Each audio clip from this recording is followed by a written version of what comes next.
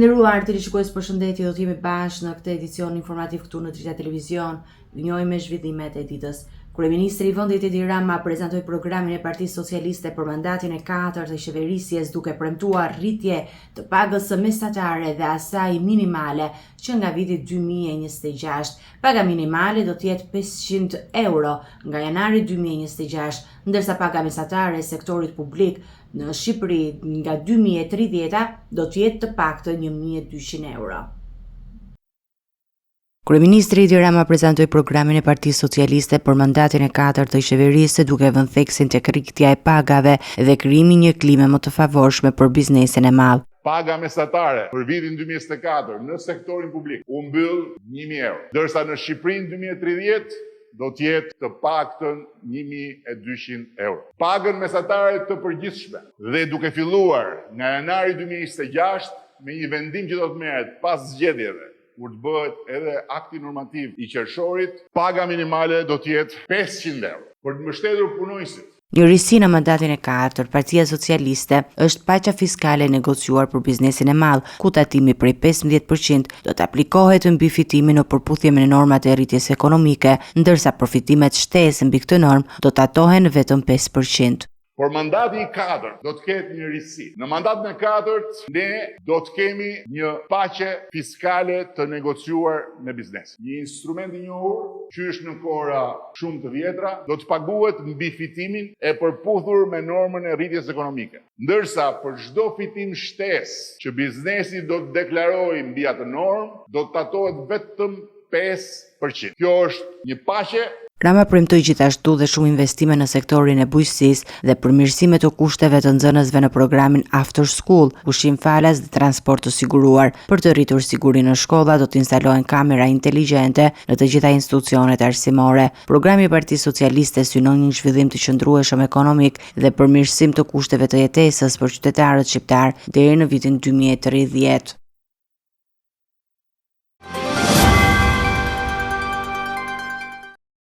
Ish kryeministri Sali Berisha akuzoi Bashkimin Evropian për heshtje ndaj asaj që ai e cilësoi si narkodiktatura në Shqipëri, duke pretenduar se regjimi aktual është mbështetur dhe nga administrata e mëparshme amerikane. Ai kritikoi kryeministrin Edi Rama duke akuzuar për eliminimin e opozitës dhe për një imazh të rremnare në ndërkombëtare. Ish kryeministri Sali Berisha vijon sulmet ndaj qeverisë dhe institucioneve të drejtësisë duke akuzuar këtë të shtunë Bashkimin Evropian për heshtje ndaj asaj që ai e quan narkodiktaturë në Shqipëri. Berisha tha se ndërtimi i këtij regjimi u mbështet nga administrata e mëparshme amerikane dhe u tolerua nga BE-ja, që sipas tij ka dhënë kryeministrit Edi Rama hapësirë për të vepruar i pandëshkuar. Ndonse shkruhet gjerësisht dhe është analizuar shumë mirë nga analistë, nga studios, përsëri edhe lehtë nuk pranohet. Nuk pranohet se kjo narkodiktaturë, të jam i sinqert me ju, ndërtimi i saj u mbështet nga administrata e shkuar e Shteteve të Bashkuara, por në një farë mënyrë u bekuar me heshtje edhe nga Bashkimi Evropian. Dhe kjo bëri që narkodiktatori i këtij vendi të shëtisë në Europë dhe në botë me atletët bardha, të hiqet si piktor apo si sportist, në një kohë kur ai ishte personi që arrestonte 3 liderë të opozitës në projektin e tij Shqipëria pa opozitë. Dhe ndërkohë Berisha hodhi akuzat e ashpra ndaj SPAK-u duke e cilësuar si një prokurori politike që po vepron vetëm kundër opozitës. Ai pretendoi se SPAK ka arritur të purgozë liderit e 3 partive kryesore opozitare pa prova, duke marrë mandate deputetësh dhe të zgjedhur ish vendor nga opozita. Sipas tij, ky institucion i drejtësisë nuk ka prekur kryeministrin Edi Rama, por njerëzit pranë tij, duke treguar qartësisht një anshmëri. Sekretari i përgjithshëm i Partisë Demokratike Gazmend Bardhi ka reaguar ndaj deklaratave të kryeministrit Edi Rama duke akuzuar atë se ka kopjuar programin e Partisë Demokratike për rritjen e pagës minimale dhe mesatare dhe e ka prezantuar si të vetin. Sekretari i përgjithshëm i Partisë Demokratike Gazmend Bardhi ka reaguar pas prezantimit të programit nga kryeministri Edi Rama, duke theksuar se ky i fundit ka marrë programin e Partisë Demokratike dhe e ka paraqitur si të vetin. Rama gjatë fjalës së tij tha se nëse fiton sërish në zgjedhjet e 11 majit, do të miratoj rritjen e pagës minimale në 500 euro dhe pakën mesatare në 1200 euro. Për Bardhin, ky veprim është një përpjekje e drejtë për drejtë për të kopjuar premtimet e Partisë Demokratike. Ai shtoi se kjo do të thotë se programi i Partisë Demokratike është i realizueshëm, pasi Rama vete ka pranuar këtë fakt, duke paraqitur si të tillën. Çdo premtim i ynë bazohet në një analizë të kujdesshme të kryer nga ekspertë vendas dhe ndërkombëtar, theksoi Bardhi. Në reagimin e tij, nuk ka kursyer kritikat ndaj kryeministrit. Ai ka deklaruar se pas 12 vitesh në pushtet, Rama është shtëruar nga idetë dhe vizioni dhe ka mbetur pa alternativë. Pas 12 vitesh në pushtet, jo vetëm lodhesh, mbetesh pa ide, por punët e shtetit të duken të parëndësishme, shtoi Bardhi duke shtuar se është i qartë që Rama nuk ka bërë asgjë për realizimin e këtyre premtimeve gjatë mandatit të tij. Bardhi ka kërkuar që për realizimin e këtyre premtimeve duhet largohet Edi Rama dhe qeveria e tij, sepse sipas tij, çdo punë që nuk është bërë për 12 vjet nuk mund të realizohet më nga i njëjti person, i cili ka përdorur gënjeshtër si mjet politik. Në përfundim, Bardhi ka ftuar qytetarët të votojnë për një qeveri të re të PD-s dhe Aleancës për Shqipërinë Madhështore, duke theksuar se zhvillimi i Shqipërisë nis nga ekonomia, mirëqenia e qytetarëve dhe mbështetja për bizneset dhe fermerët.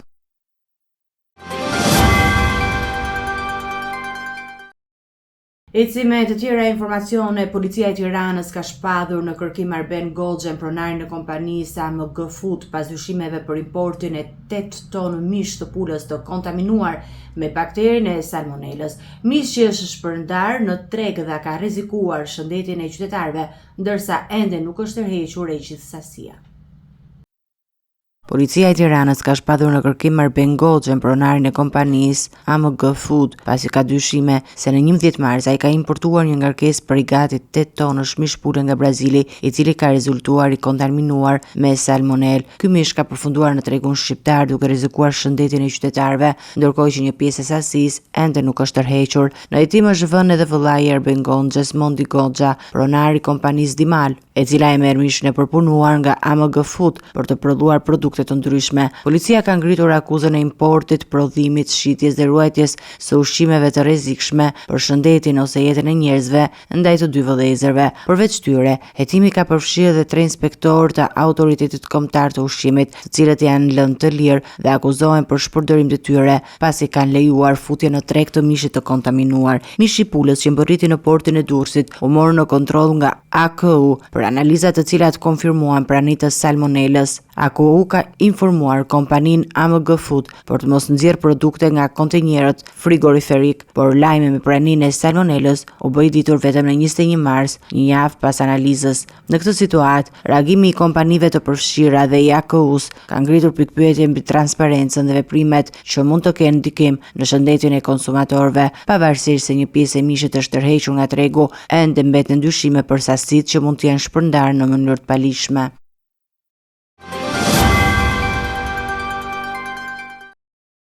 Nesër përfundon muaji i shenjtë i Ramazanit për besimtarët musliman në Shqipëri në mbar botën, duke u kurorzuar me festën e Fitr Bajramit. Kryetari i komunitetit musliman të Shqipërisë, Bujar Spahiu, ka bërë thirrje që në këtë ditë të mos harrohen më të varfrit dhe të pamundurit, duke nënvizuar rëndësinë dhe solidaritetin dhe lëmoshën. Nisër besimtarët musliman në Shqipëri dhe në mbar botën përfundojnë muajin e agjërimit dhe sakrificave të Ramazanit, duke festuar Fitr Bajramin. Kjo ditë simbolizon përfundimin e agjërimit dhe është një moment për falënderim, reflektim dhe solidaritet. Kreu i komunitetit musliman të Shqipërisë, Bujar Spahiu, gjatë një mesazhi të veçantë ka theksuar rëndësinë e lëmoshës dhe solidaritetit me më të varfrit dhe të pamundurit. Uroj që kjo festë të sjellë harmoni, solidaritet, begati dhe mirëqenie në familjen e çdo shqiptari. Fitr Bajrami le të na shërbejë si moment i vetëdijësimit ton që të respektojmë dinjitetin dhe vlerat e përgjithshme njerëzore. Qoftë ky Bajram një burim mirësie, dashurie dhe uniteti për ju dhe të dashurit tuaj Amin. Në Tiranë, ceremonia e faljes së Bajramit do të mbahet në Shishin Skënderbej duke nisur në orën 06:45 me leximin e Kuranit dhe ligjëratën e posaçme. Namazi do të falet në orën 07:30 mëngjesit, pas së cilët besimtarët vijojnë festimet me drekën tradicionale të Bajramit, duke ndarë gëzimin me familjen dhe të dashurit e tyre. Fitër Bajrami është një mundësi për besimtarët që të thellojë lidhjen shpirtërore dhe të ndajnë bujarinë e tyre me ata që kanë më shumë nevojë, duke forcuar vlerat e harmonisë dhe bashkëjetesës në komunitetin shqiptar.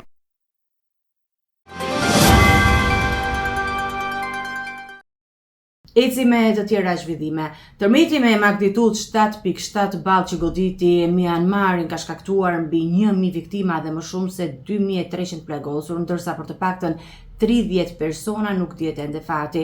Në Tajland, rrëzimi i një ndërtese 33 katëshe në Bangkok ka marrë jetën e 9 personave dhe 49 të tjerë janë ende të zhdukur. Ekipet e emergjencës nga vendet fshinj Kina dhe Rusia janë nisur drejt Myanmarit pas kërkesës së juntës ushtarake që drejton vendin.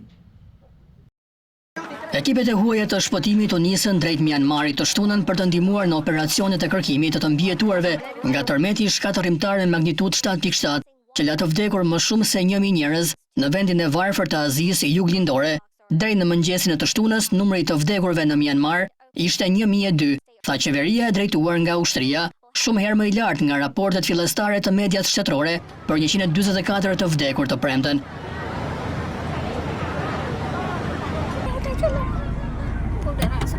Tërmeti dëmtoi rrugët, urat dhe ndërtesat në Myanmar sipas juntës, generali kryesor i së cilës bëri një thirrje të rrallë për ndihmë ndërkombëtare të premten.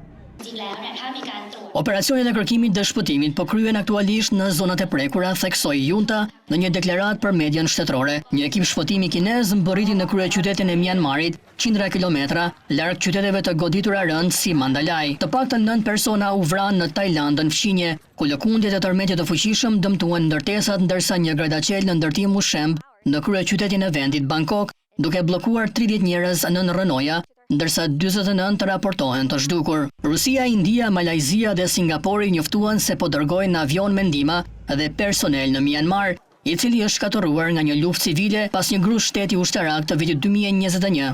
Korea e Jugut tha se do të sigurojë një ndihmë humanitare fillestare prej $2 milion për Myanmarin përmes organizatave ndërkombëtare.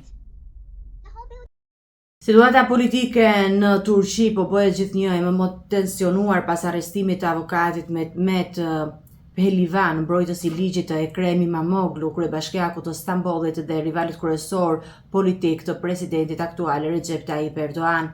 Deputeti Taskin Ozer cilësoi arrestimin si të pabazuar në akuzat të sajuara, ndërsa İmamoğlu ka kërkuar lirimin e menjëhershëm të avokatit të tij përmes një postimi në rrjetin social X. Situata në Turqi duket se nuk është në rrugën për të gjetur paqe. Autoritetet turke kanë arrestuar edhe avokatin e rivalit kryesor politik të presidentit të Turqisë Recep Tayyip Erdogan, Ekrem İmamoğlu, i cili ndodhet po ashtu në burg prej disa ditësh. Lajmin për arrestimin e avokatit të İmamoğlu e ka bërë me dije një deputet nga radhat e partisë më të madhe opozitare CHP. Mehmet Pehlivan, avokati që e ka mbrojtur kryetarin e Bashkisë së Stambollit, në hetimet e fundit është arrestuar mbi akuzat të sajuara, ka shkruar deputeti Taskin Ozer në rrjetin social X pa dhënë detaje të tjera. E kundër arrestimit të avokatit ka reaguar dhe vetë İmamoğlu, i cili përmes një postimi në platformën X ka kërkuar lirimin e menjëhershëm të tij. Kryebashkiaku i Stambollit u arrestua më 19 mars, ai akuzohet për korrupsion dhe terror. Arrestimi i tij ka nxitur protesta masive antiqeveritare në mbar vendin.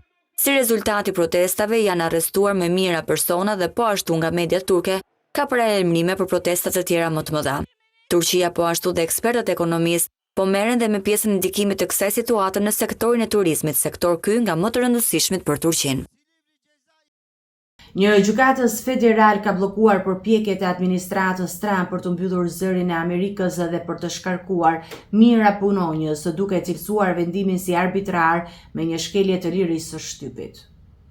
Një gjykatës federal në Shtetet e Bashkuara ka bllokuar përpjekjet e administratës Trump për të mbyllur zërin e Amerikës, duke cilësuar këtë si vendim arbitrar. Gjykatësi James Paul Ott Kane ka lëshuar me urdhër të përkohshëm kufizues që ai ndalon Agjencisë Amerikane për Mediat Globale, e cila drejton zërin e Amerikës, të shkarkojë më shumë se 1200 punonjës, përfshirë gazetarë, inxhinier dhe pjesëtarë të tjerë të stafit. Vendimi i administratës Trump për të reduktuar financimin e zërit të Amerikës ka shkaktuar një krizë brenda agjencisë, duke i kërkuar punojësve të përfundonin transmetimet e drejtpërdrejta deri në 15 mars dhe të lironin selin. Pas këtij urdhri, ata humbën qasjet në sistemin kompjuterik të agjencisë, përfshirë emailin dhe faqja e lajmeve e zërit të Amerikës ka mbetur e papërditësuar që për asaj kohe.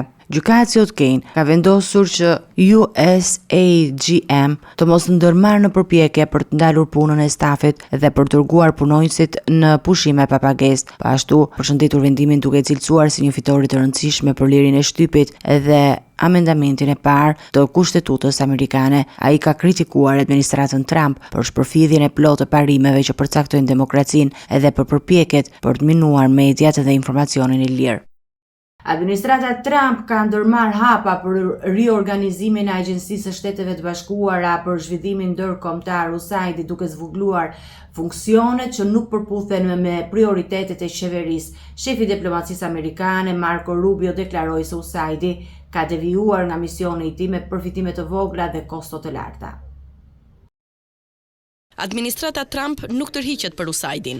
E dëshmuar qartë kjo nga deklarata e fundit e shefit të diplomacisë amerikane, Marco Rubio, i cili u shpreh se Dashi ka njoftuar Kongresin Amerikan për synimin e tij që të riorganizojë Agjencinë e Shteteve të Bashkuara për zhvillim ndërkombëtar USAID dhe t'i ndërpres disa funksione që nuk janë në përputhje me prioritetet e qeverisë. Në deklaratën e Rubios nënvizohet se USAID i është larguar misionit dhe si rezultat, përfitimet kanë qenë shumë të vogla dhe shpenzimet kanë qenë shumë të larta. Fal presidenti Trump, kjo epokë e papërgjegjshmërisë fiskale ka përfunduar.